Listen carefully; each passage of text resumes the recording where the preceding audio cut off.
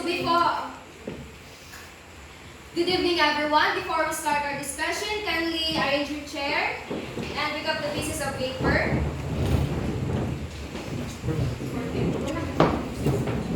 Okay, thank you. Good evening once again. As a future teacher, maging future teacher naman tayo, di ba? So, ano mas prefer sa inyo? Yung non-digital materials or digital materials? For non-digital, who?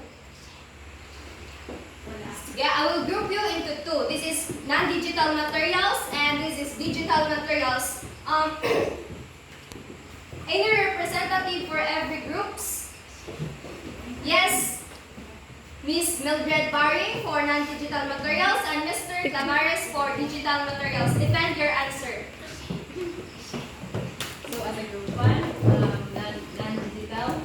So I choose non-digital I prefer to non-digital because I believe that even though we are in the 21st century, we are using technology, but I believe that non-digital is also effective. Thank you. Thank you. How about you, Mr. Tamares? So in our group two, which is the digital, so we prefer digital because we are now in a modern world, or we are considered as a 21st century generation wherein technology is being improved or developed. So we need to, as a future educator, we need to blend our knowledge through technologies, through the use of technology, how we apply to our students. Kaya we are 21st generation man, so dapat kahibaw ta anak.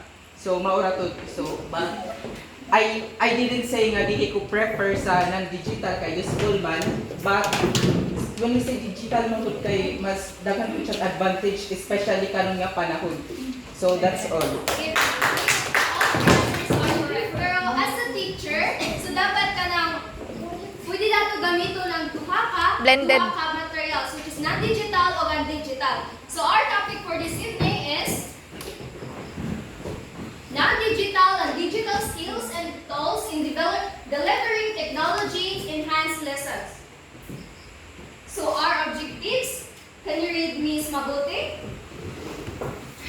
At the end of the lesson, students are expected to describe the procedures for developing conventional instructional materials. Develop instructional materials based on a given topic and strategy. Describe the factors to consider in revising media selection and delivery system for given instruction. So thank you. So our objectives for this evening, at the end of the lesson, the students are expected to describe the procedures for developing conventional instructional materials, develop instructional material based on a given topic and strategy, and describe the factors to consider in revising media selections and delivery systems for given instruction. So this is our topic, which is digital resources, non-digital resources, and select and uses ICT tools for teaching. First is digital resources. In your own opinion, what is digital resources? Anyone? Anyone? Don't answer chorus. Yes, Miss Piñaranda.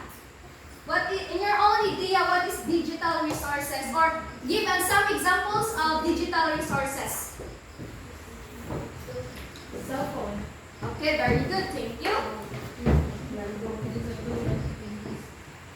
So digital resources are those materials that require computer access, whether through a personal computer or a handheld mobile devices. So, example of digital resources ka ng mga panggamit natin na mga gadgets. Muna siya ka ng laptop, computers. Some of us walang laptop, so we use cell phone, WPS to encode our PPT or PowerPoint presentation. Then may apps din na ginagamit which is ng mga PowerPoint presentation, then mga WPS and etc. Magamit for making a learning instructional making a materials. PowerPoint or instruction to your learners. Next, so digital learning resources, they have 6 characteristics, which are multimedia, interactive, accessible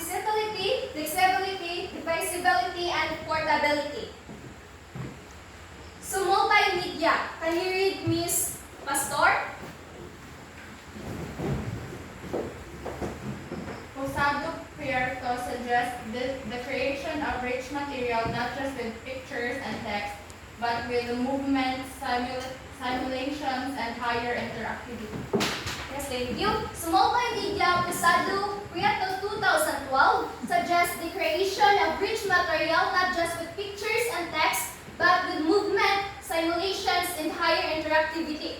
So according to him, he suggests that the creation of rich materials, hindi lang dapat ka ng more on pictures, mga text, dapat na po siya through actions through actions, pwede mo siya, pwede mo ka ng, pwede ka magsalita ng mga instruction for, magsalita ka ng mga instruction through your learners. Next is interactive. Miss Buenaventura, can you read? Ngit-ngit lagi sa video.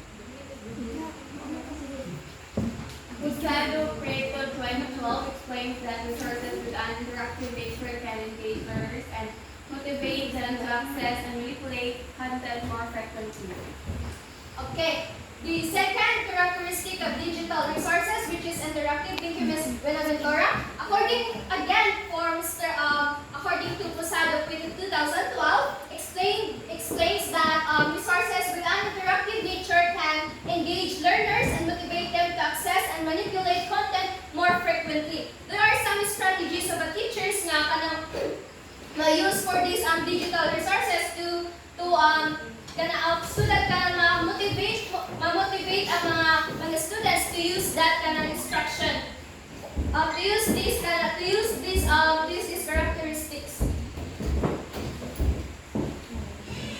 Next is accessibility. Usado dito again, 2012 suggests 3 levels of accessibility, which is general for students with special needs.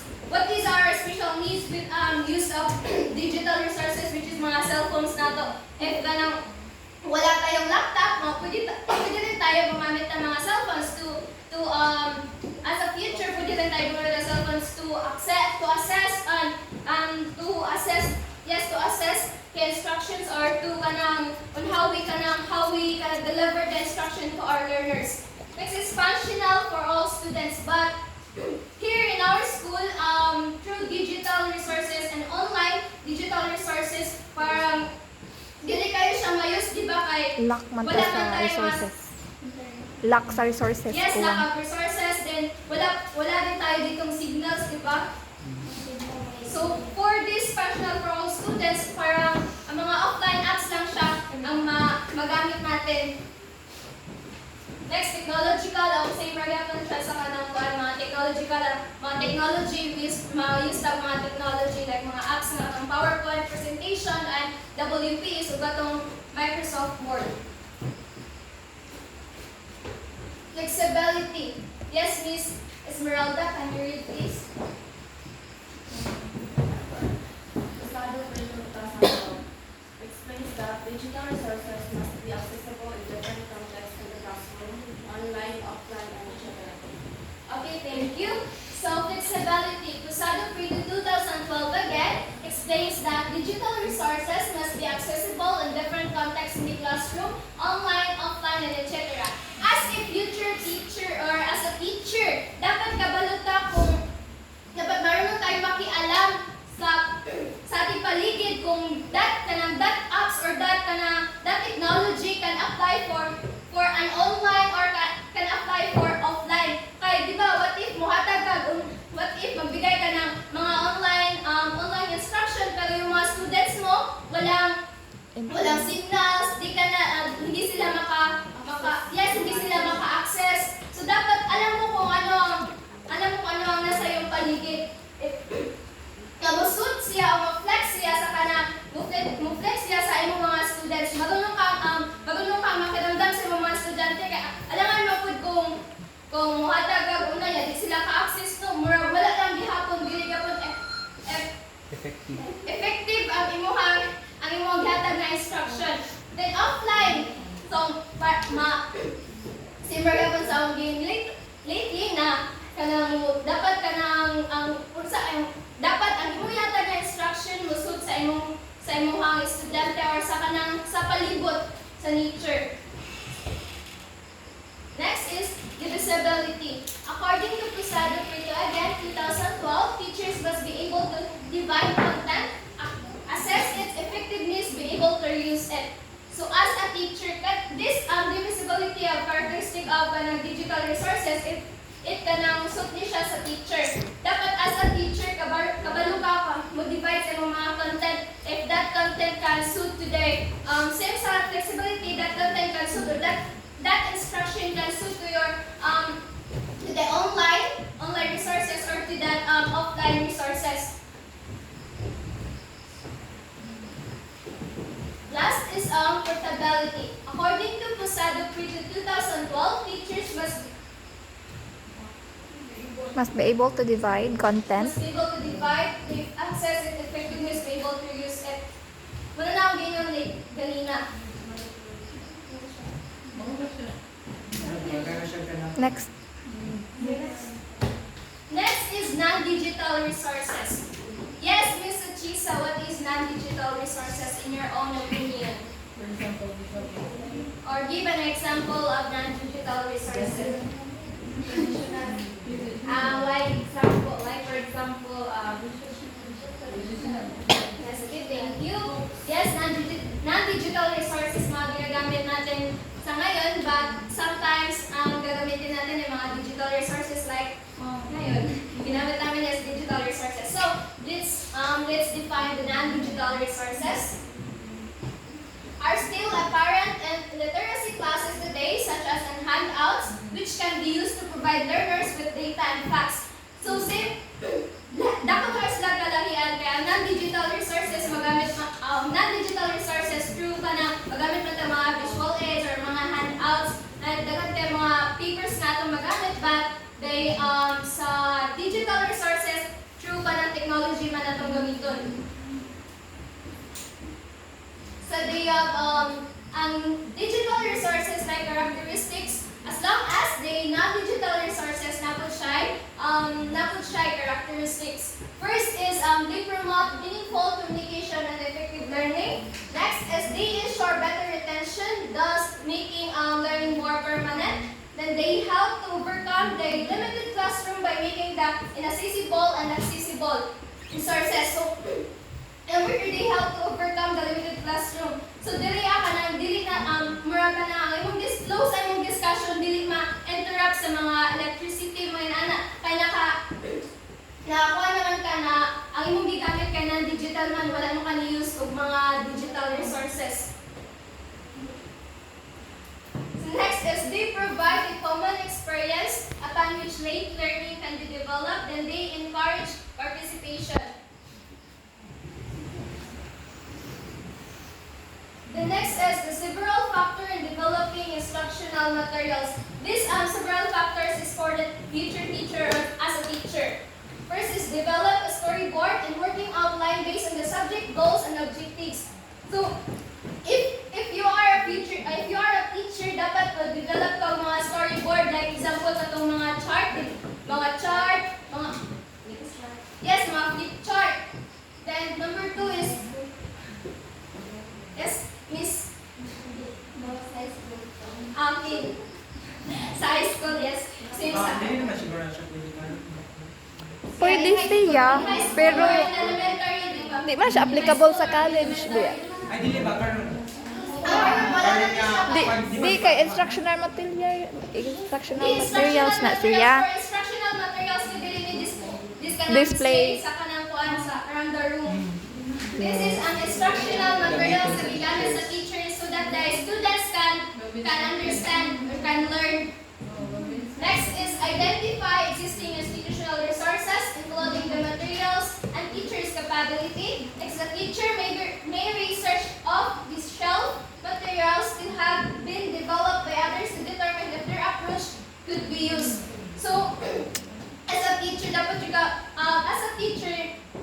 dili lang ka more on ka ng teach sa ilaha, dapat maging researcher pud ka to how to convince your students or how to instruct them. Na magamit kag mga strategies to instruct them, different strategies ka na masuot sa ilaha or